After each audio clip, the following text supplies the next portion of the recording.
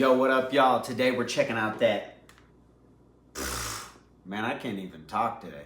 Today we're checking out that Diamond Select Marvel Premier Collection Bishop Resin Statue. Man, I had this in the collection before and I sold it and I really regretted it because I probably think it's the best Bishop statue. But now we got it back and we're fixing to review it again, man. Stay tuned. Nerdcore, the sickest channel around. Subscribe, bruh. Man, and you know we out here on the kitchen table, as always, checking it out. Got the art on the front of the box. Ages 14 and up, boy. So look, man, if you're 13, you better not even think about touching this. 14 and up, boy. Adult collectible, not a toy. Anyway, limited to 3,000 pieces. Same stuff on the top, side, other side. The back, what do we got going on the back? It says that this resin statue is a time-traveling mutant from an alternate future. Bishop has seen too many timeless in disaster for mutant kind.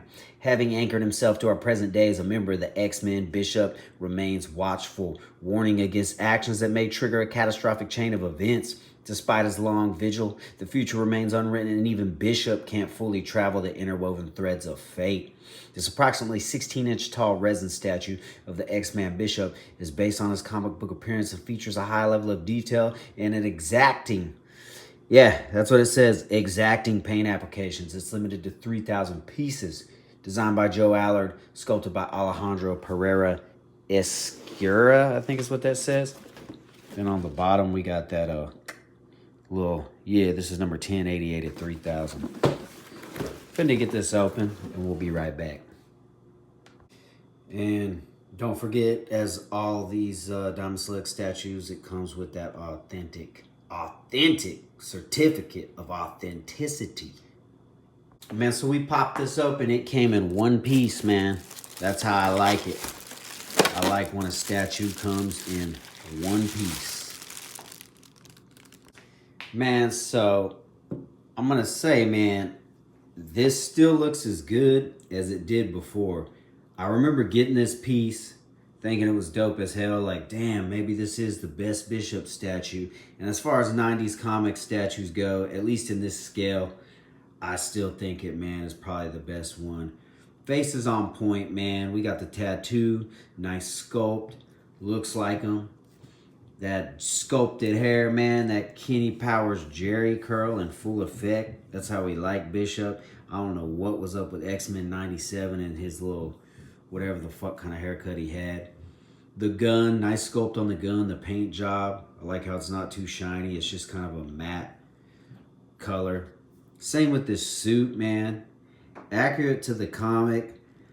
I don't know about that, man. Is that a paint?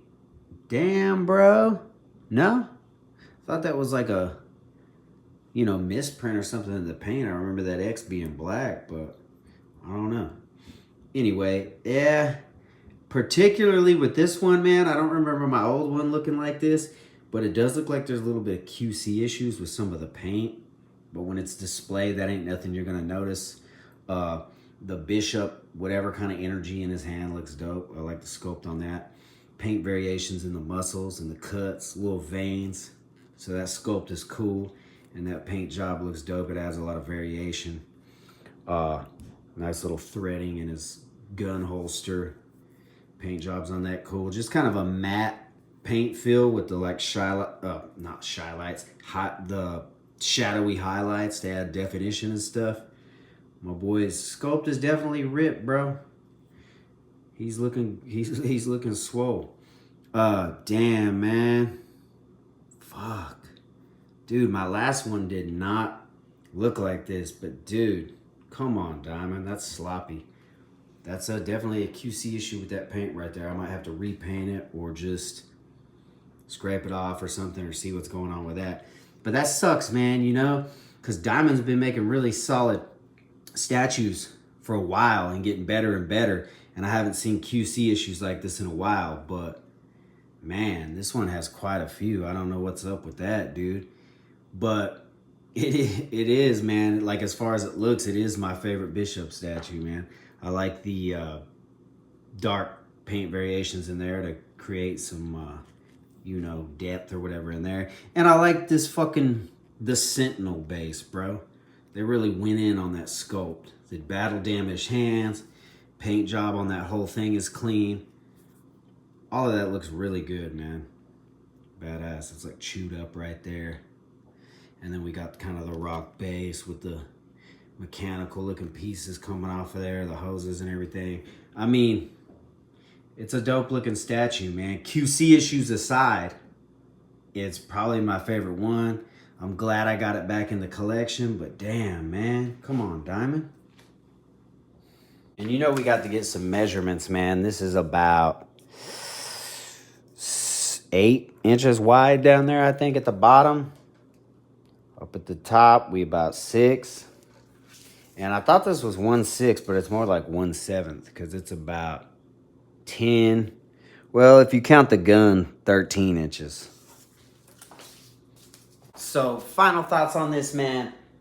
QC issues aside, I am really bummed about the paint application, some of the spots on that. But other than that, it's a great paint job. It's just those couple little spots where it's kind of like, what? But other than that, man, the way it's painted, the way it's sculpted, the pose, the look, this is probably my favorite bishop statue. I'm going to say, as far as the 1/10 to 1/6 scale range, is the best bishop statue. But y'all let me know what you think about it in the comments below, man. I appreciate you watching. Peace.